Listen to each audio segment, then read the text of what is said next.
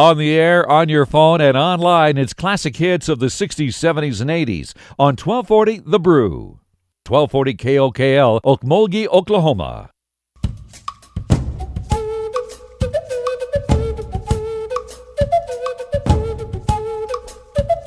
SJ, welcome to Mvskoke Radio, your weekly source for tribal and community news, interesting guests and discussions, plus a local events calendar.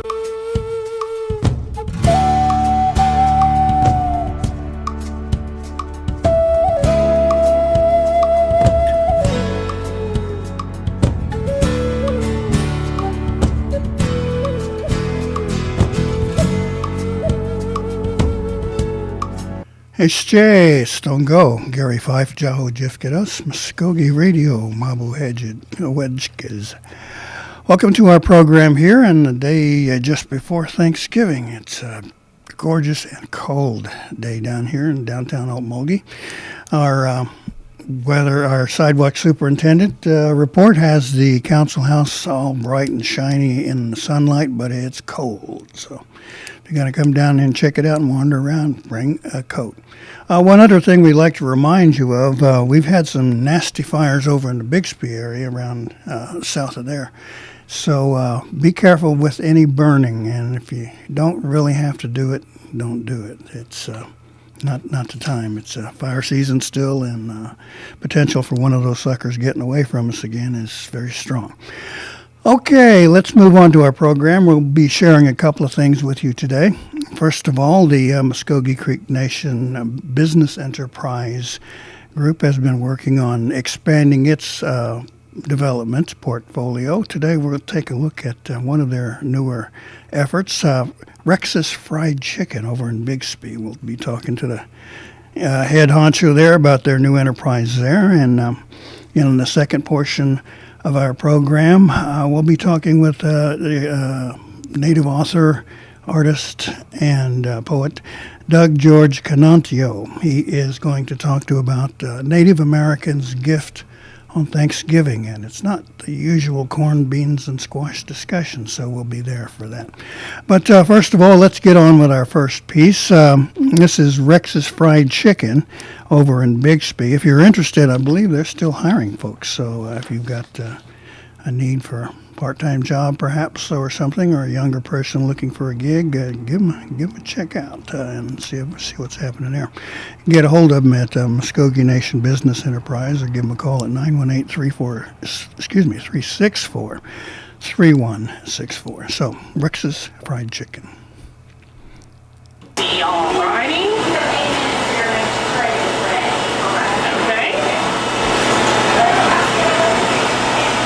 There's two of them. I haven't looked at them today, so I don't know.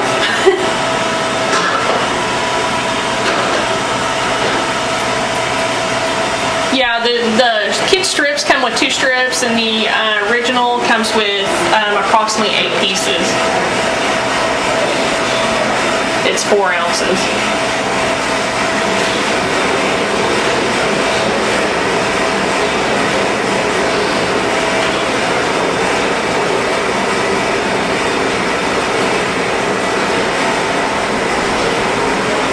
The number 5.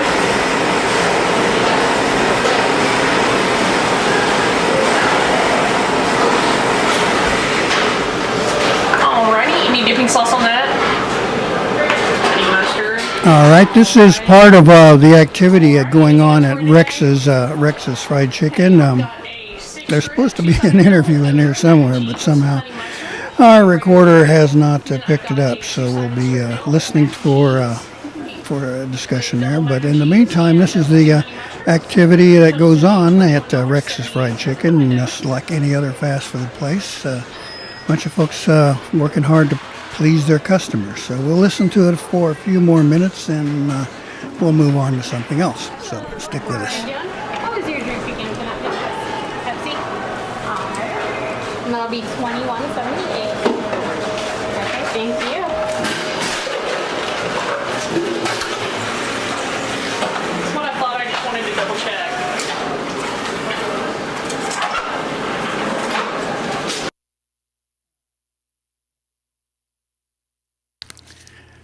All right, technical problems with the recording there, so hope you'll forgive us here. We've got a couple things we want to share here before we get on to our next piece. It is serious weather out there. For those of you who've been outside, you need to get your winter coat out and be prepared for it. We have some information here from the Mvskoke Nation Emergency Management folks that you need to have winter weather preparedness. You have to have a plan and make a kit and stay informed. And in that plan, you need to talk with your family about what to do if the winter storm watch or warning is issued. You do that ahead of time, and it'll save you a lot of trouble afterwards. You want to ensure your family knows meeting places and phone numbers of other family members in case they're separated when a winter storm hits. Know what to do if basic services such as water, gas, electricity, or telephones are cut off for an extended period of time. Understand the hazards of wind chill. Cold temperatures are even more dangerous and potentially deadly when combined with strong winds. The lower the temperature and the stronger the wind, the more at risk you are. Now, you want to be ready for that. Do not underestimate that hazards of the wind chill. So if you're still walking around in a pair of shorts and sneakers, that's probably not a good idea for the rest of this year at least.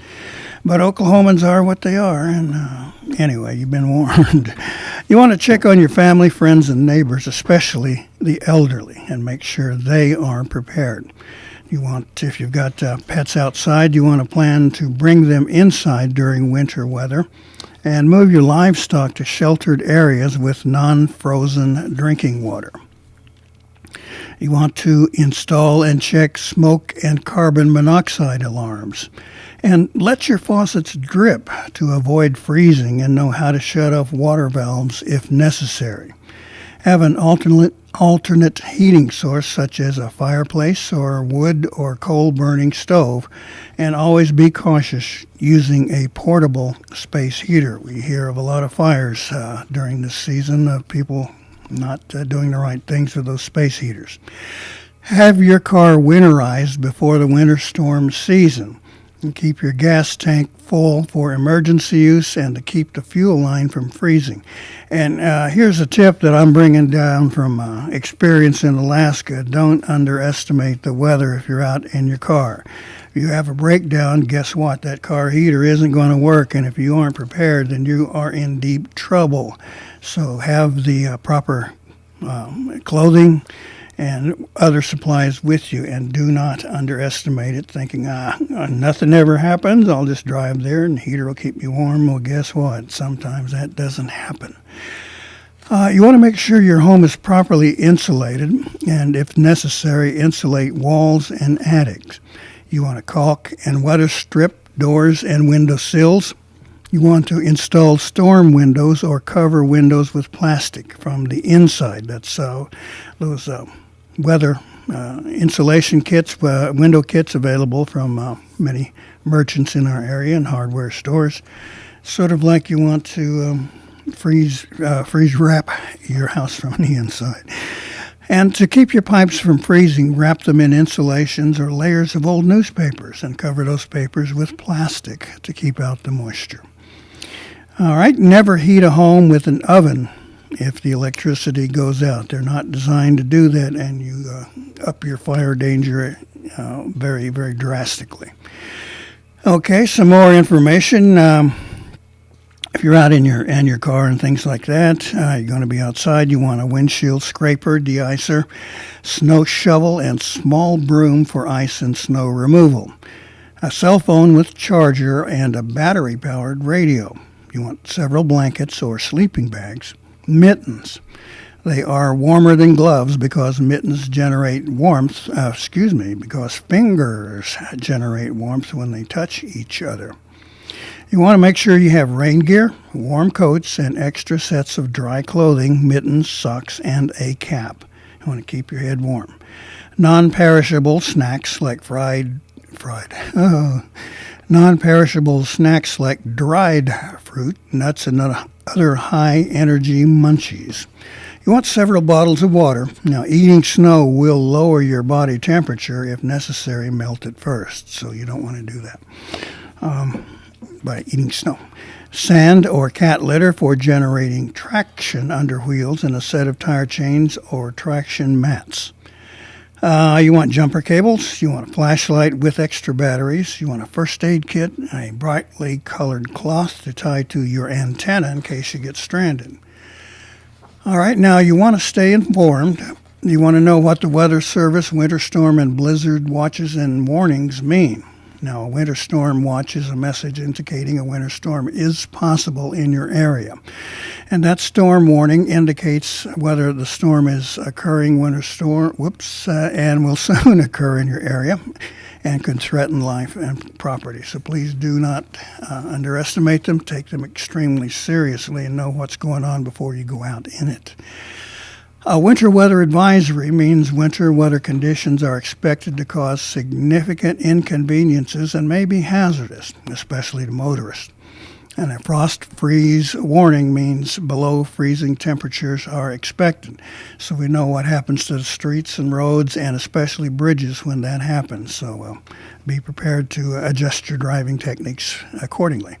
Now, ice storms usually bring heavy accumulations of ice that can bring down trees and electrical wires, telephone poles and lines, and communications towers. Communications and power can be disrupted for days while the utility company works to repair the extensive damage. Now, I've worked with a utility before, and angry calls to them won't make your power come on any faster. Just be patient and bear with them and support them if you can. A blizzard warning means sustained winds or frequent gusts to 35 miles per hour or greater, and considerable falling or blowing snow is expected to prevail for a period of 3 hours or longer. Now, depend on your NOAA All Hazards Weather Radio along with local radio and television stations for weather reports. Okay, now here's where you have to be careful if you're trying to heat yourself in your home and your family with an alternative source. You never use generators, grills, camp stoves, or other gasoline or charcoal burning devices inside your home or garage. Now, they produce carbon monoxide, which is an odorless, colorless, and tasteless gas that kills more than 500 people each year. You want to use extra caution when using space heaters. And use fireplaces, wood stoves, and other combustion heaters only if they are properly vented. Do not place a space heater within 3 feet of anything that may catch on fire, such as drapes, furniture, or bedding, and never cover your space heater. You want to place them on top of furniture or near water. You never want to place a space heater on top of furniture or near water. No, let me repeat that again. Never place a space heater on top of furniture or near water. Never leave children unattended near a space heater. We know the accidents and the injuries that can happen there. You do want to keep a multi-purpose fire extinguisher on hand in case of emergency. Now, we've had some indications lately there have been some problems with some of these home fire extinguishers in the past. Make sure yours is properly charged and up to date. And one tip I got from a friend of mine at the utility is turn it upside down and give it a little bang or so just to kind of move the contents around. But do not rely on that only. Make sure it is up to date and fully charged. Finally, protect yourself from carbon monoxide poisoning by installing a battery-operated carbon monoxide detector. And never use generators, grills, camp stoves, or other devices inside.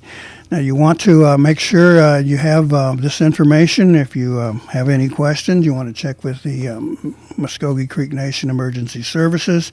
Go online to their website. They've got all this material there, and you can probably find it in other places also. Okay, well, we're kind of making this up as we go here, so we're going to take a short pause, and we're going to see if we can't get my buddy Doug on the line, and we'll talk about our native gifts to the nation on Thanksgiving. Mvskoke Media has created an online survey to get feedback from you about our coverage and operations.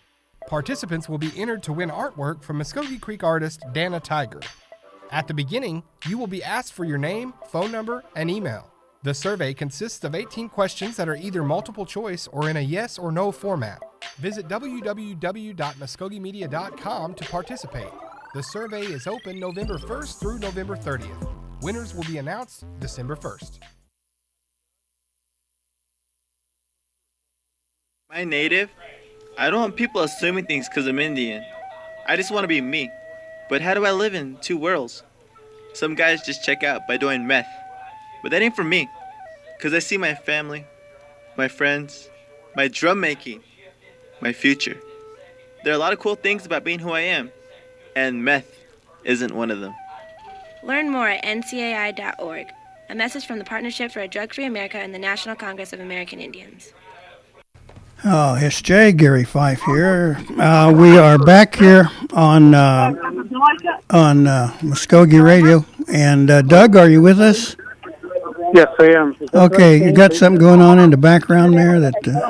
No, I'm fine. Okay, somehow we're picking up some strange interference on the line here. Yeah, I can hear you pretty good. Okay, well, you're going to have to speak up and help us out there so we can make sure that we hear you. Okay. Sound like somebody else might be on what used to be an old party line. Did you ever? That's right. Are you old enough to know what those were? Yeah, okay. Well, welcome, Doug, George Kanentiio. We appreciate it. Yes. You are from the Akwesasne Mohawk Reserve, is that correct? That is absolutely right. All right. On the St. Lawrence River. All right, well, pretty cold up there right about now, huh? Yeah, it is. First brushings of snow and what we hope will be a long, cold, normal winter. Oh, boy. Well, I was living in Anchorage, Alaska, so I know what long and cold is all about. Yeah. Now, you're not familiar to most of our listeners and our tribal members down here in Oklahoma, so why don't you start off a little bit with kind of a capsule of yourself? Sure. Well, I was born and raised on Mohawk territory here. I was raised in what we'd call the Ganondago and St. Regis part of Akwesasne. We're divided between the American and Canadian side. It's the only native community in North America that has a boundary, international boundary right through the middle of the community, which makes living very complicated. Every given day, our people might go through 2 provinces and 1 state, and counting our own Mohawk Nation, 3 countries, going through immigration and customs, and New York State Police, and Ontario Provincial Police, and CERTE, Quebec, and they're just trying to cash a check or going food shopping is something that's very complicated for Mohawks of Akwesasne, but somehow we've managed to maintain a singular identity. We are the center, the council fire for the Mohawk people, and we send our representatives to the Grand Council of the Six Nations Confederacy, which is in Onondaga. As for myself, I was born at Akwesasne in 1955, and I was raised there until I was placed against the will of my parents, in a Canadian residential school, infamous boarding school, and spent some time in one of those institutions, then was placed in a series of foster homes throughout eastern Canada, 15 in total, before I made my way back to the community, and then decided I would work with the Traditional Council, on reviving and restoring our traditional government. So I did that. I went to Syracuse University, and then I went to Antioch School of Law in Washington, and came back before I graduated from law school to accept the position as editor of Akwesasne Notes, which some of you people might remember was the largest, probably the most outspoken advocate for Indigenous issues, not only in North America, but across the world. And I did that for 6 years, and along the way, helped create the Akwesasne Communication Society, which created in turn Radio CKON, which serves our community and is licensed by the Mohawk Nation exclusively. And I've also served 2 terms as a member of the Board of Trustees for the National Museum of the American Indian, and somehow got involved in the land claims and various other issues, and worked with Tim Gayago in creating the Native American Journalists Association in 1984. And so it's been a busy, pretty good life. I'd say so. Now, I remember seeing your name in print for a number of decades, actually, if I can say that without any offense. By the way, Doug, we are joined here by a couple of my compadres here, Darren DeLone, who serves as my co-host from time to time, and Kevin Barnett, one of our newer staff members who've come in to talk. And our whole idea today was get another perspective on Thanksgiving. Now, you had written an interesting piece in Indian Country Today, I believe, that talked about a native gift to the nation and essentially the world, and it wasn't the usual kind of corn, beans, and squash kind of thing. It was different. And I say that jokingly because 80% of what we've seen on Thanksgiving is corn, beans, and squash. But you wrote a different piece. Why don't you tell us about that? Yeah. So what happened at Akwesasne is up until the mid part of the 20th century was primarily Catholic, and the actual ritual of Thanksgiving was not something that the church was openly supportive of. That was considered more of a Protestant thing, an American thing. And being brought up in Canada, it was also something that wasn't a major festivity. But amongst the traditional people, Akwesasne we had the economic culture, we had language, we had a lot of the traditional methods of gathering, and our community was based upon traditional lines. But when it comes to governance and actually having collective ceremonies that reach far back into our past, far beyond the European presence, that had become obscured. But what we were able to do is go to the different Iroquois communities like Onondaga and Oswegan and Six Nations and Tonawanda and relearn what it meant to be a traditional person in the spiritual and political sense.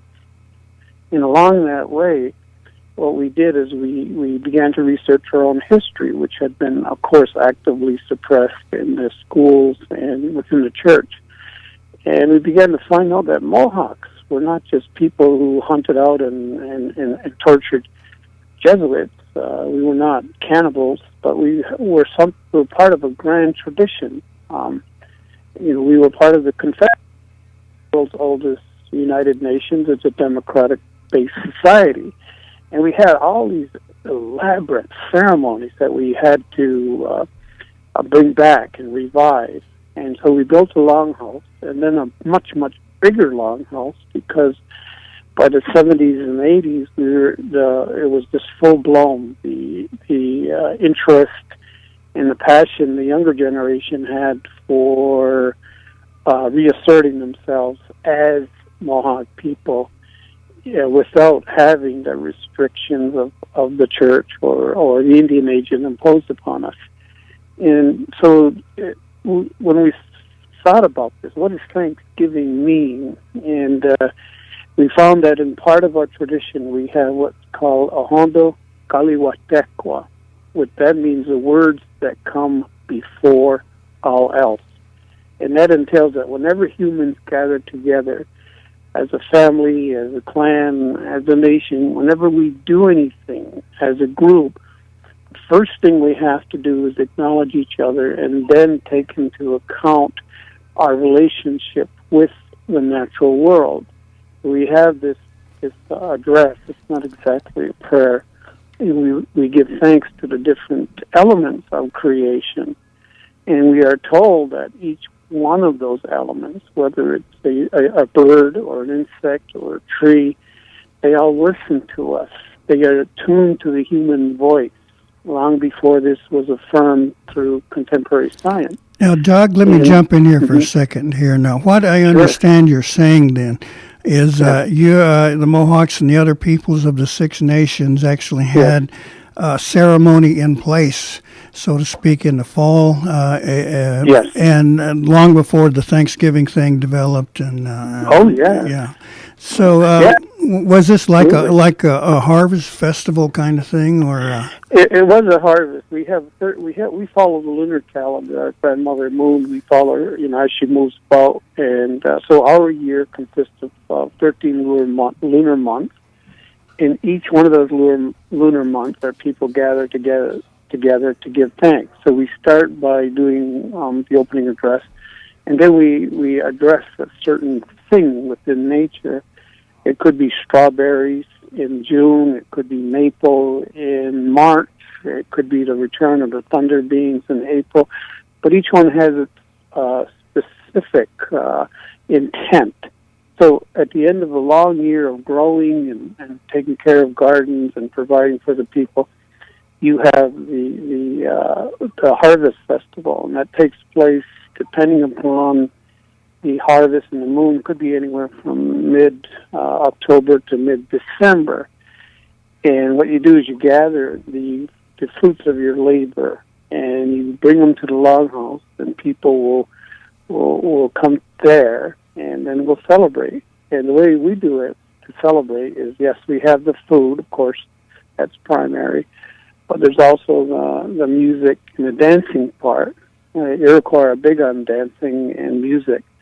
And so, yes, we do have this where harvest time occurs. We put aside 3 days, and then we honor the Creator by having what's called a Ostuat Goa, which is a great feather dance. And then we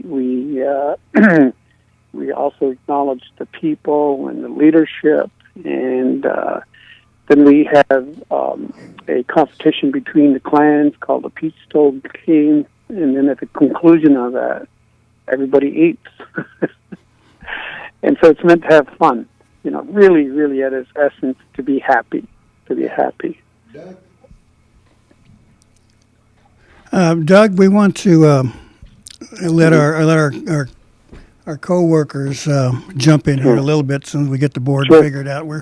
This is live radio, and if you've been around it, that sometimes fun things can happen.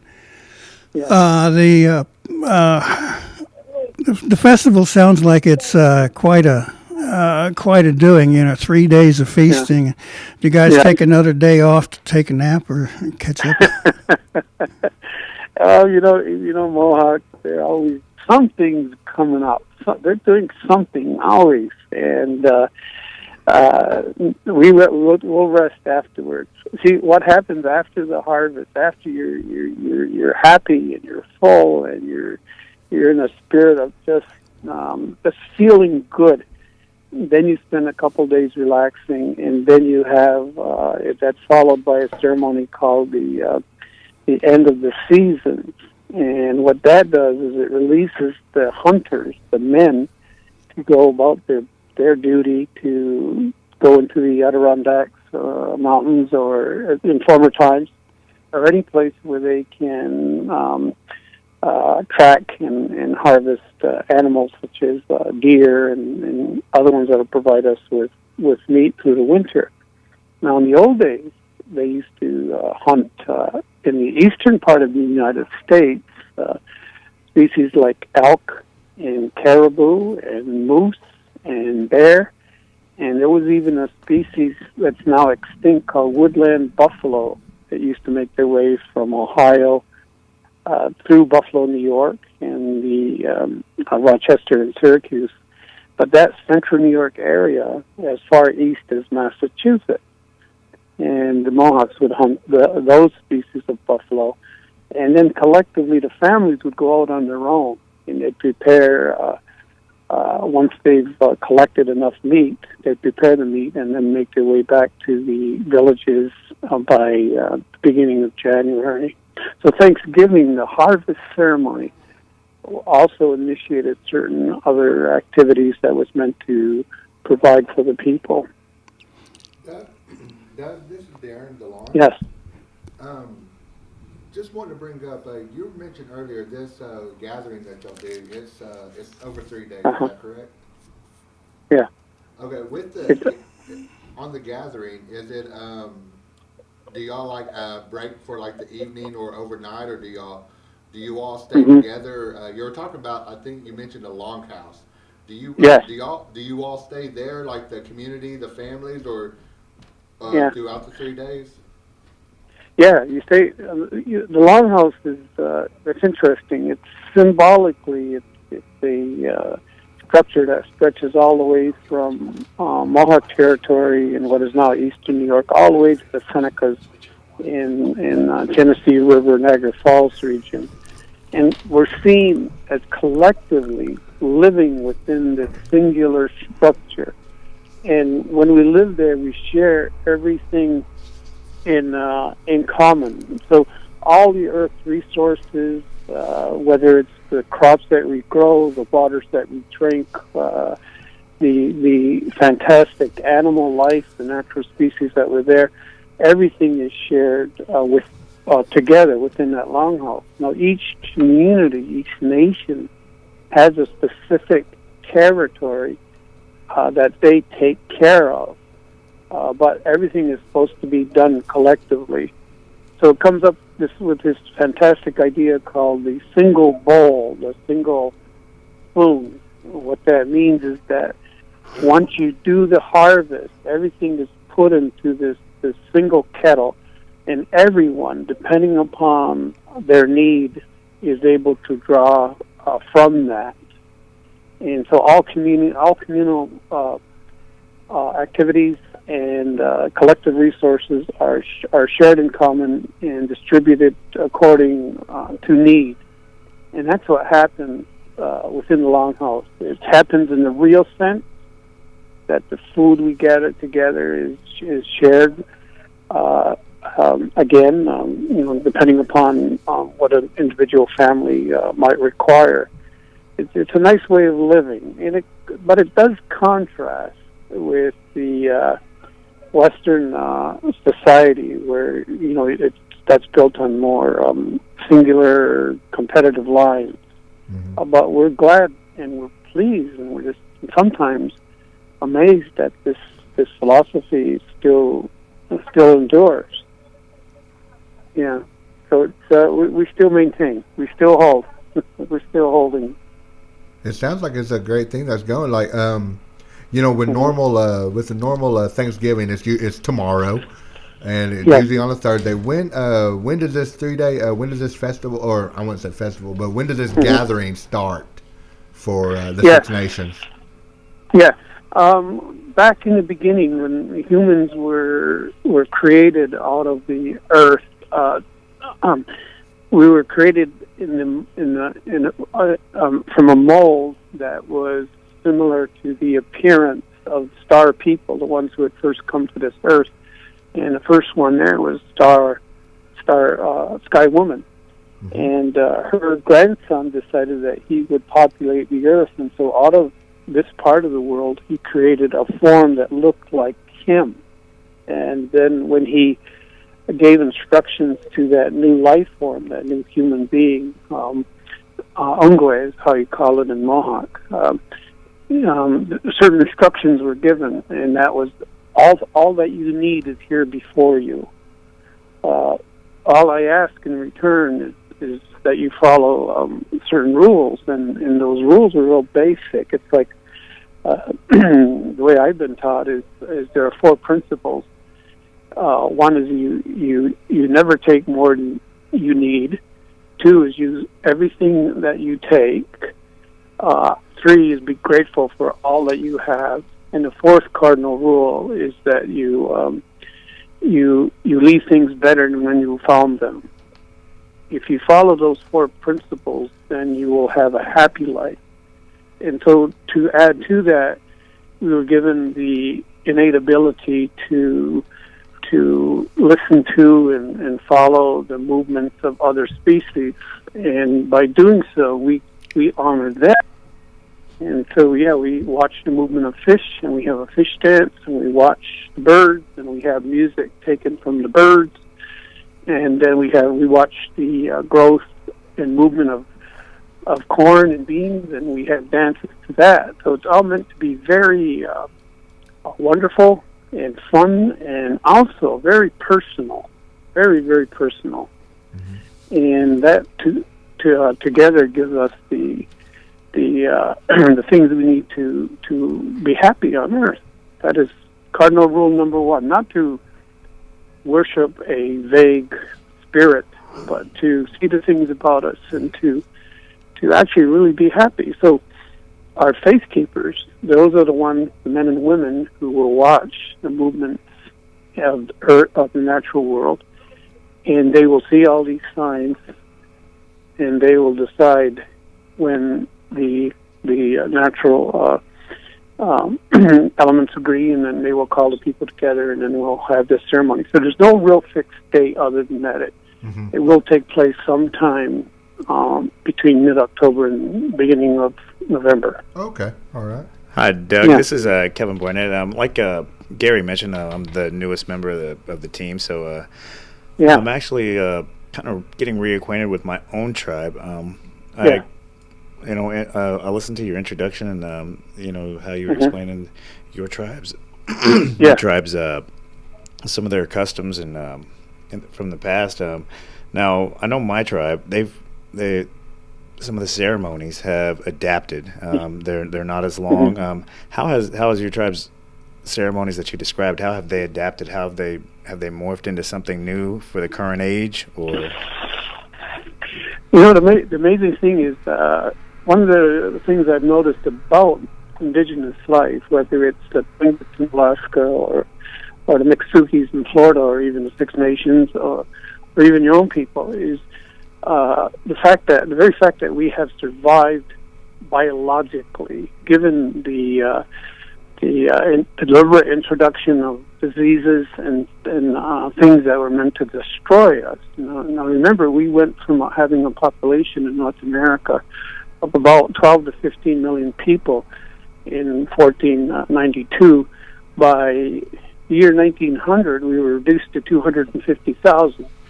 And amongst the Six Nations, it was 6,000. That's all that was left of 250,000 people south of the Great Lakes in the year 1900. So I'm thinking, how in the world did we do this? But somehow we did. And instead of, giving in to what many people would consider the inevitable, we managed to reach back into our history and revive something that most people said could not have been done, which means preserve the language against incredible odds, and then take that knowledge that had been kept by relatively few people, like embers on a flame. You blow on it, you give it the sacred breath, and it started to take hold. So what happened in our possession is the reverse. Rather than the ceremonies becoming accommodating towards European influences, it becomes, the contrast is becoming even more remarkable, in that the way people talk to each other, the way they dress, and how they talk to each other is becoming more and more distinctly Mohawk. And I find that just absolutely stunning when I'm sitting in there. And I'm now in my 62nd year, and I'm watching and listening to these 15 and 16 and 18-year-old kids conduct the entire 3-day ceremony and do it with such natural grace.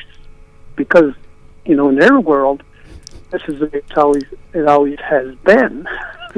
Doug, now, let me ask you to kind of help us out and fill us in now. Sure. I don't think most of America actually knows what the term Iroquois means, and I've heard it used to kind of interchangeably with Six Nations and the peoples of the East Coast. So maybe you could take a second here and explain what Six Nations is, who they are, and where they're located. Yeah. Well, the Iroquois in Mohawk, we call it Haudenosaunee. In Seneca, which is becoming almost universal now, they call it Haudenosaunee. And what that means is people building a long house. And we originally started from the American Southwest in Rio Grande area many, many thousands of years ago. And then we went on this epic migration from the Southwest across the Great Plains to Arkansas and in what is now Oklahoma. And then we gradually reached the Northeast following the Ohio River. And we separated into many distinct peoples. The Iroquois is a linguistic cultural term that might be Algonquin. It might even be back in northern Spain. They were fishermen that were harvesting the cod along the eastern coast long before Columbus arrived. So the origins of that word Iroquois is I think it's Algonquin, but I'm not sure. But it came to be applied to us, and it apparently has something to do with being a snake. But we our homeland is what's now called Central New York, and we that's where our culture is, and we became 6 distinct nations over many generations, and then at one time we found ourselves in a very bad situation where we were fighting with each other, and we had a prophet called Skanalahawi. And what he did is he said, you humans, you don't need to fight with each other. There's an alternative. If you work together, if you pool your resources, if you revive your ceremonies, if you give thanks to the earth and to the Creator and to all the wonderful things you've been given, you can find a way other than having conflict. So he united us maybe 1,000 years ago. Now, Doug, before you go any further there, now, I understand there are other groups that we would recognize that are as tribes within the Six Nations. Yes. Can you tell us who they are? Yes. So we have, if you the Cherokees, the people who live east of you, they are actually Iroquois. So as are the Wyandots and the Susquehannahs and many others. But the ones who formed the Confederacy are the Mohawk. I'll start from the east to the west. Mohawks, Oneidas, Onondagas, Cayugas, Senecas, and then our wayward cousins, the Tuscaroras. They initially went to North Carolina, and then when the English arrived, they found their way back. And they became the 6th member of the Iroquois Confederacy around the year 1720. So together we are the Six Nations, the Iroquois Confederacy, the Great League of Peace. And right now there's about 100,000 of us in both Canada and the U.S. Now you still have quite a presence there on the East Coast, and are credited with many things that most Americans would readily understand and accept.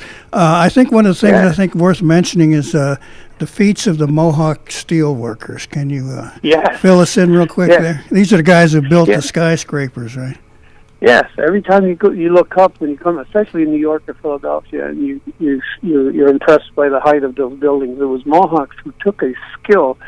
We were at one point the best canoeists in the world, and we worked with Hudson Bay and Northwest Fur Companies. And then there's a certain skill involving in canoeing, and that later became evident when we had this fantastic sense of balance. Maybe it's something to do with the inner ear, but we're able to take that skill by going through rapids, things like that, and then adapt it to working on high buildings. By the 1920s and 30s, the Mohawks became world famous for this ability to do that. And we built things like the Empire State, the current, what was called the Freedom Tower, the Twin Towers. The Mohawks were absolutely instrumental and doing all of those things. But it goes beyond that because we gave things that changed American life. You know, the principles of democracy that America has flourished under did not come from Europe, because Europe was ruled by kings and queens and dictators and people like that. It was born amongst the Iroquois. We had to teach the Europeans how to live in freedom. They didn't know what freedom was, so we made it our. I think we still do. I think we're still teaching them, to be honest with you. You know, you mentioned this, and I was thinking at the time when you were describing this, is that our own history here has the House of Kings and the House of Warriors, so a bicameral legislature. Yes, women's rights. The fact that women have an absolute right to participate in the election of their leaders. Impeachment is something unheard of in Europe. Usually, if you got rid of somebody, you cut off their head. But amongst the Iroquois, it was something different. You know, the fact that it's a government by the people, for the people, and not for a privileged class, that was something that was distinctly native. And it leads us back to spirituality and psychology. And so the Europeans came here, and they were refugees and wretched, very miserable people. But we showed them that how to survive, and we taught them how to do one basic thing, and that is, appreciate the land upon which you walk and the resources from which you will extract your well-being.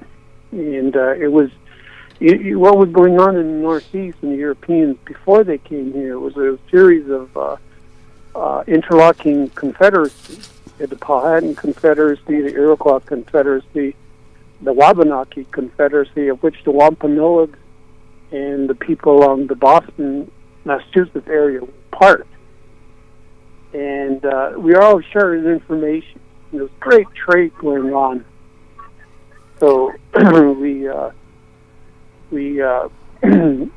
together we shared the bounty of the Northeast.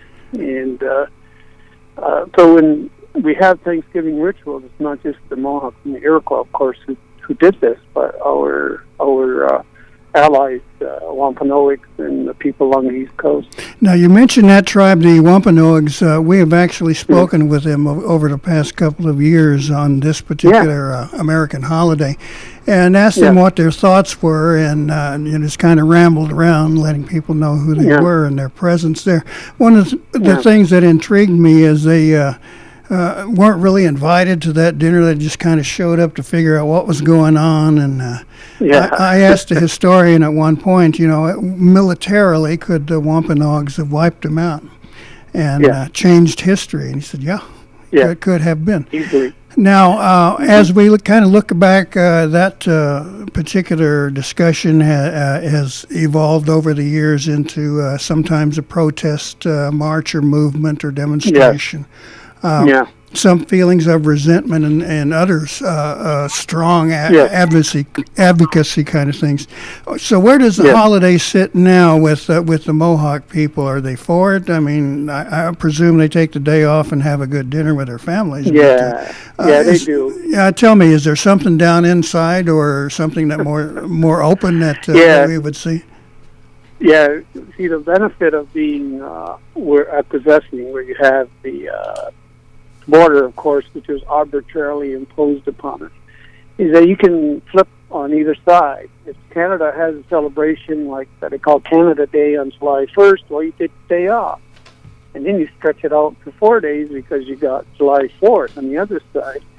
And the same way with Memorial Day and what we call Canada's Queen's Birthday in May. And so when it comes to Thanksgiving in Canada, the actual ritual is October. It's the second Monday of the month in October. So people on the res will say, "Hey, sure, we're gonna celebrate. Let's do it."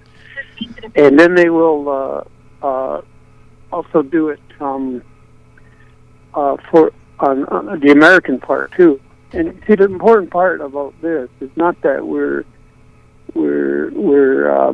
somehow acknowledging that these things have supremacy. What it does is it gives a chance for families to join together and to be with each other. And that's the essential part. So if you have a Canadian Thanksgiving, a Mohawk Thanksgiving 2 weeks later, and then an American one 3 weeks later, fine. Hey, Doug, I have a real quick question. Sure. Again, I haven't had an opportunity to travel around extensively in the northeast of the United States. Now, the tribes that are from that area, they played a pretty instrumental role in the Europeans' first few winters. Yes. Is there any kind of is there any kind of memorial there, or do they have a yearly recognition? Is there some way of they should. You see, when the Europeans came, they were not unanticipated.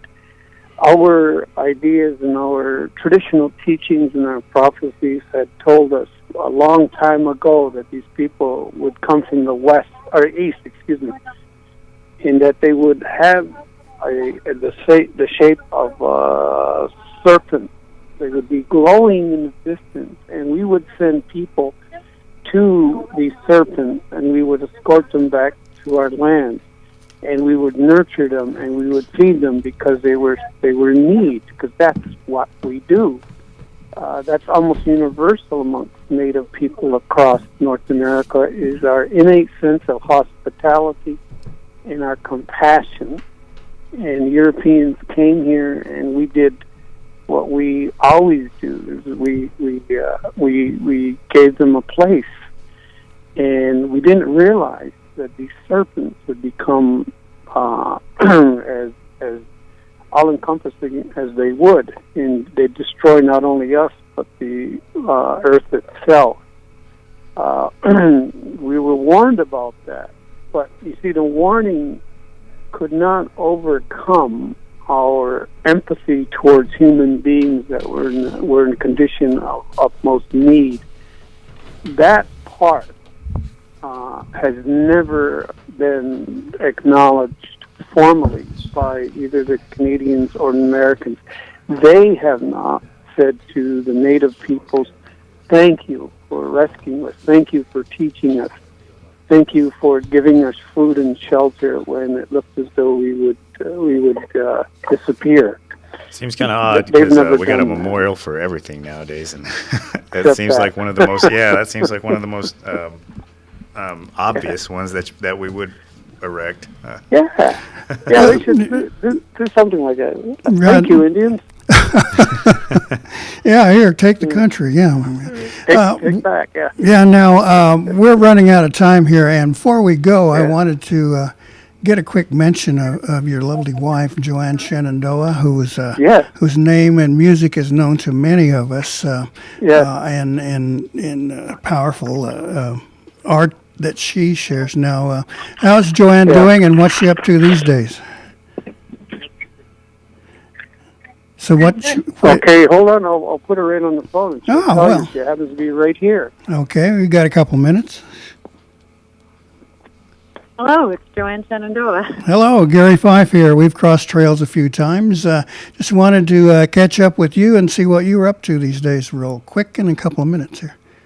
Yeah, well, I'm continuing to listen to music, continuing to create music, and it's actually been kind of my godsend because, as you know, I've been very ill over the past couple of years, and thank God I'm like our creator. I'm into the realm now of meditation and less stress and enjoying life, as it were, and my loved ones, and been very blessed. I haven't had to have a transplant yet. I find out in March what the status is, but I continue to slowly improve, and I'm very grateful. Oh, that's so good to hear. I was kind of hoping maybe we could get an update on your your well-being there. Now, do you have some music still out there that people could pick up if they were inclined to do so? Yeah, I have now 22 albums, and actually, matter of fact, on cdbaby.com, you can find One World Christmas, which I recorded this past year with a harp, and that's therapeutic harp, which is very beautiful. And I realize now more than ever how special and important music does play a role in our lives. So, yeah, it's just exciting. I've got a new audio book coming out. I'm writing my journey. My story is called Lifting the Spirit. And, just continue to keep on enjoying every single day as much as I possibly can. Right. Well, let's hope that ask that our Creator continue to bless you and your husband, Doug, that you all have a wonderful life and a good holiday. Go fill up on turkey there. Well, thanks so much, and I'd like to say a shout-out to the fans, of course, as far as the GoFundMe account. It's been extremely helpful because we've both had some very serious health issues, and that's just Joanne Shenandoah, under GoFundMe.com. And thank you very much for your kind words, and may you have a wonderful holiday season. Okay, Mado, we thank you very much. This was George Kanentiio. Okay. Doug, we want to say goodbye. We got to get out of here. We've got a couple things to run here. Appreciate you making time for me, and I hope that you have a wonderful holiday. Yeah, if I keep talking. Okay, then, best of all to all the great people of Oklahoma. Okay, well, thank you very much, sir. All right. That was George Kanentiio and his wife, Joanne Shenandoah, surprise guest there. We have a few minutes left, so why don't we knock out a few real quick community announcements while we're sitting here. First of all, on the 27th, the foster care and adoption certification program is taking place from 11 to 12 at the Mound Building.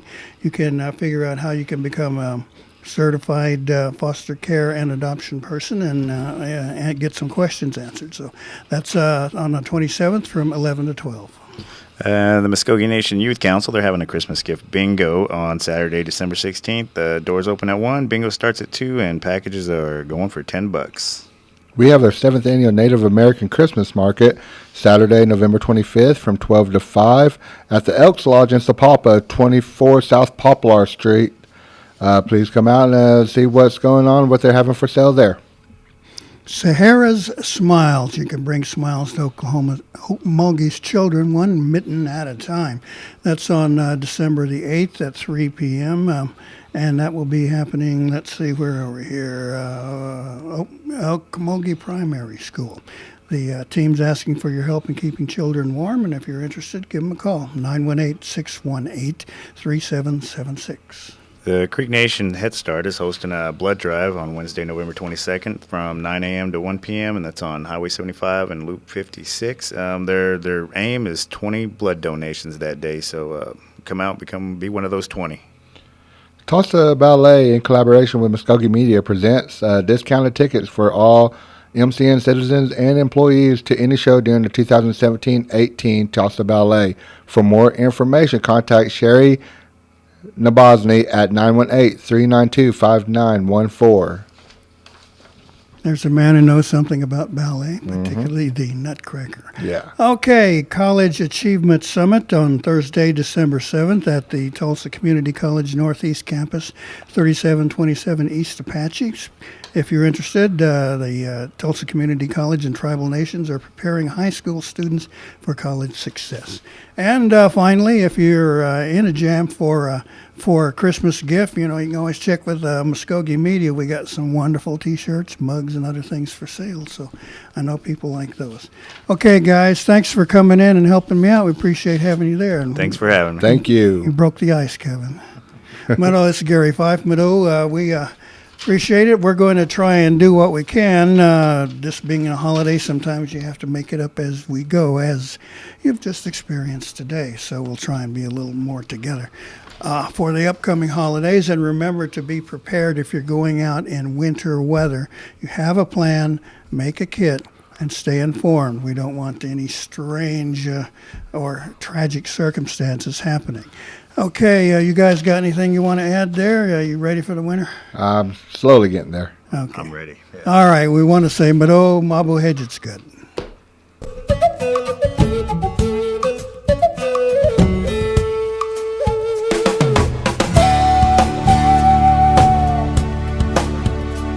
You've been listening to Mvskoke Radio.